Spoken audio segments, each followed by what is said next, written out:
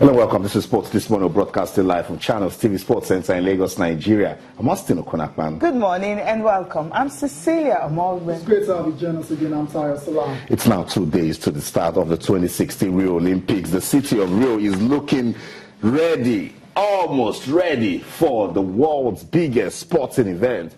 How prepared are you to follow all the action live from Rio? Okay, and of course we have different foes unveiling. You have different countries actually unveiling their athletes. Okay, for our team Nigeria, we know that Aruna Quadri is #1 player in Africa, and of course because of that he will be getting a bye into the second round. Okay, we'll find out who Nigeria gets eventually. Also on the show, still on the Olympics, World Anti-Doping Agency President Sir Craig Reddy has defended WADA's response to the Russian doping scandal after the IOC criticized its timing on the issue. I mean, this is getting really ridiculous now. But I understand what's going on here. No one wants to look like a mug. So that's why Craig and Reddy has come out to defend this particular issue because the IOC is saying when that report came out was too late. And has created a lot of uncertainty surrounding the games now as regards Russia. But Sir Craig Reddy is saying that they had to act when they had concrete evidence on the issue. So they don't want to take any blame on this matter at all. You just don't want to do that because if you take a look at what's happening, when different federations, of course, different countries actually saying that, look, it could have been a blanket ban for Russia. And he's saying that all they had to do was to look at the evidence before them. And that was what they considered.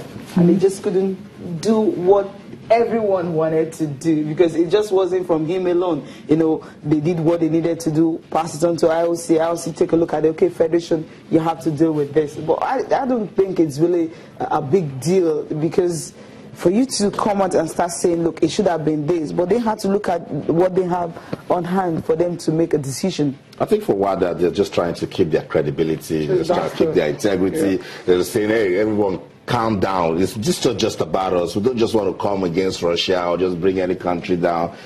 We had an intensive investigation. Someone did a report, and we worked on the basis of the findings to actually come about our verdict. So what they're doing is they're saying, look, we don't regret this. We know what we're doing, and we're doing it to bring in some level of clean participation in sports. Okay, some level of cleanliness. Okay, let's listen to what the president now, what they had to say concerning the cleanliness they're all talking about and how they can make the sports more credible.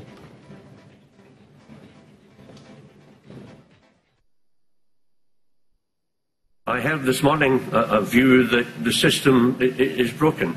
I would like to think that all of the system is not broken. Part of the system is broken, and perhaps looking forward, we should start by trying to identify those parts that need full attention. Clearly, and almost understandably, with Rio just 2 weeks away, the findings and their impacts created challenging timelines for everybody involved. As I think back on what has happened over the last few weeks, it is almost impossible to think of the difficulty that we have faced in dealing with the very, very serious issues that I'm afraid came out of the McLaren report and from Moscow. I don't feel as if I've been run under a bus.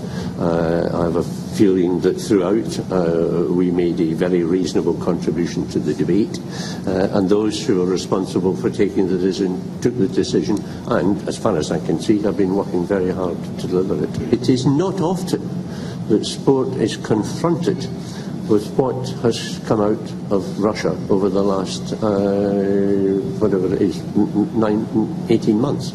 I mean, this is really, really difficult to handle, and it puts pressure on everybody. It puts pressure on the IOC, it puts pressure on athletes, it puts pressure on WADA. Okay, definitely, he's talking about that. I think Austin is really not happy what he's saying, By the end of the day, he's a WADA president. They had to, take a look at all these things holistically and come up with something that they feel would be beneficial to everyone. Some Russian athletes may have benefited from it. Most countries may not be happy with their decision, but if you take a look at what they've done, they just decide to say, okay, we can't just have this blanket thing. We need to give a chance to some other athletes who are clean, who can actually compete at this event, and that's what they've done. Although some people actually say, look, the timing was wrong. I mean, 2 weeks you've given to Federation President for them to be able to come up with things they know they cannot really come up with, from Australia to USA to Great Britain, all of that, and even former WADA chief saying, look, he's disappointed that Russia flag will be at Rio. They never wanted that at all. Austin, let's not waste too much time on this. Exactly. I mean, what is very clear is WADA, as a body, they have their work cut out. And this time around, it's been really tough for them. That report had to be really thorough, before bringing it out. And by the time it was ready, it was already close to the Olympics, and that's what the IOC is really complaining about. But WADA did their job, and even the president, Sir Craig Reddy, admits they need to do a lot better, and that's what we're expecting from them in subsequent, ahead of subsequent games. They have to nip a lot of these doping issues in the board as soon as possible, so we don't go into games, with so much uncertainty surrounding the competition. And for WADA, they know this is not the end of the road for them as regards fighting, doping and cheating in sports, Tayo, because Russia will not go to sleep. Remember, at the time the findings started coming out that samples were being mixed up, that WADA needed to do more job, that even people in WADA, officials, were even being, implicated. Yes. So Russia, after the Olympics, will now say, let's even look at WADA as a body. So WADA has just this window to defend every action and decision that they've taken as regards this doping issue. So that's what it is. 2 more days to the 2016 Rio Olympics. We cannot wait for it to come. Let's take you to Brazil so we can see the city of Rio. Tayo, the helicopters are flying, they're letting you see the beauty. They're saying, look, if you're not in Rio at this time, then you're missing. The IOC president says it's the catalyst for positive change that has happened in Rio. Yeah, definitely the city looks very beautiful. If you can see the pictures coming from Rio, the area view, you'll see how it is. I mean, they've actually worked so hard, to come up with something that the whole world have been saying may not be possible because of the political crisis, the recession going on there and everything. But if you see the beauty of Brazil and what everyone had seen so far in the long run, it's something really, really beautiful, and it's a thing you just want to see and keep looking at, and everyone who had not even been there wants to go to Rio. I wish I could just see the picture, coming from because I mean, it's a beautiful picture, the view, everything, the way it is and all that. Just take a look at this. Right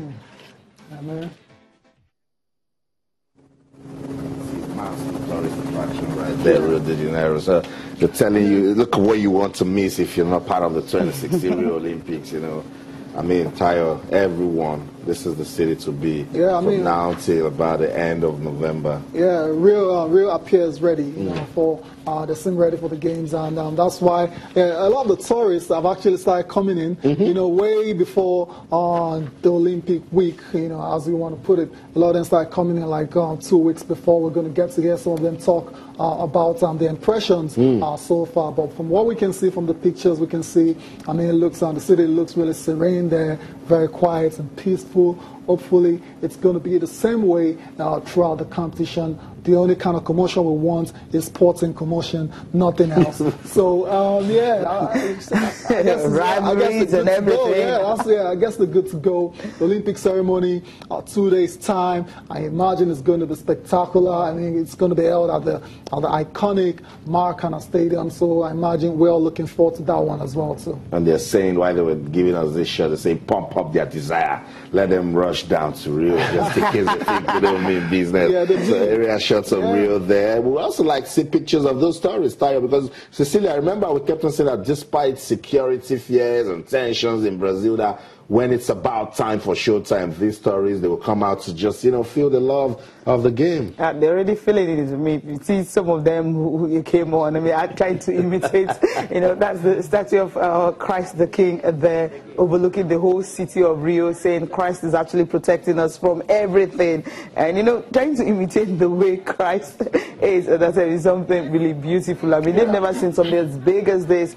And just coming to Rio and seeing this and having to enjoy everything, take a picture with it. Yeah, I mean, iconic. And just gazing on Christ, that is really beautiful. Yeah, I mean, we have tourists from all over the world. We are from Canada, we are from India, we are from Bulgaria. Everyone's going to be in Brazil, regardless about all the talks of Zika or no Zika, about security issues or no security issues. You can tell these guys are excited to be in the country and they're ready for the games. That's right. That's what it is. That's all love right there. And we just can't wait for the games to begin. Let's go on with the show now. The International Olympic Committee, they have officially welcomed the Olympics refugee team. We keep talking about this team, and guys, it's so much love. Whenever you think about that refugee team, you start looking for words to actually describe what it will be like when they file out to compete at the games. Yeah, I just can't wait for it, because about 10 of them, I know they will be flying the refugee flag, but each of them will definitely have their country flag represented there. South Sudan have more population from there, but 5 of them. Syria, you have 1. Then from Ethiopia, you also have 1, and some other countries there. I think it's something you just look forward to, and you're like, they've done so well. I mean, you can see the other picture when the IOC president, when they were actually introducing the athletes to the IOC president. So that's really, really beautiful. Yeah, it's incredible. Yusra Mardini, awesome lady. She's been through a lot in her career. When she was fleeing her country, when they were going to Greece, I think that's where they were heading to. Their boat actually, capsized. Wow. And because she's a swimmer, she didn't just save herself. She saved the boat. She saved everyone. They dragged the boat to the shore and ensured everyone was safe. And imagine that kind of story. Now she's going to go on and get the opportunity to actually swim at the Summer Games. It's just incredible. That's the power of sports, Austin, like you always say. It's all about inclusion. That's what the Olympic dream is actually founded upon. It's all about goodwill, and there's no better will out there than actually creating an Olympic and refugee team right now. I know, and then wait for the ultimate to happen if there's an upset of this team, going on to win and winning well at the 2016 Rio Olympics. So that's all love coming from the IOC there as regards the 2016 Rio Olympics. Let's talk about a big name everyone knows about him. We're talking about tennis, Stan Wawrinka. No Olympics for him. Too bad. Wow. What a shame. Injuries. I mean, like, if it's not injuries, it's Zika. If it's not Zika, it's what's out there again? Security issues. I mean, but it's a shame for Stan Wawrinka because he's going to miss out of the Summer Games now because of a back injury, which he actually aggravated at the last Toronto Masters, and that's where the problem has come for him. It's a shame. It's a big shame for Switzerland in particular because Roger Federer is out now. Their number 2 is out as well. That's Stan Wawrinka. And not only him is out now, it makes it 5 of the top 10 players that will miss the Rio Games. That's now following the withdrawals of Thomas Berdych and Milos Raonic. Those ones are saying they're worried about Zika, so that's why they're not going. And then we have injury setbacks of Roger Federer and Stan Wawrinka, and Dominic Thiem has also didn't give any reason. He just says it's not going. I wonder what's Australia. I'm not surprised. I mean, Dominic Thiem, and of course you have the other man. What's the other man now? The 2 of them, the 2 Australian boys who are always giving us issues. I mean, he also was talking about the fact that the guy I'm talking about.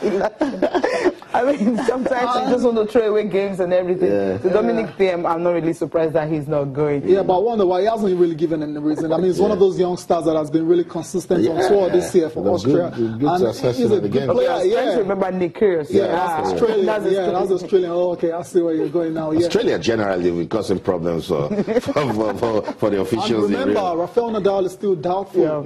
Yeah, it's not. He's not sure, even though he's in the country already. He wants to see how he reacts. He's flying carrying the flag, so he's going to carry the flag. Yeah, I mean, but in terms of actually getting on court and playing, that's still very doubtful, and it's going to be a big miss if Rafael Nadal misses out. And you're just going to have Novak Djokovic and Andy Murray as one of the top 5. That's it. We'll play some tennis. You know what? Still play some tennis. We'll go on a quick break. When we come back, we'll continue our countdown to the 2016 Olympics. Don't go anywhere.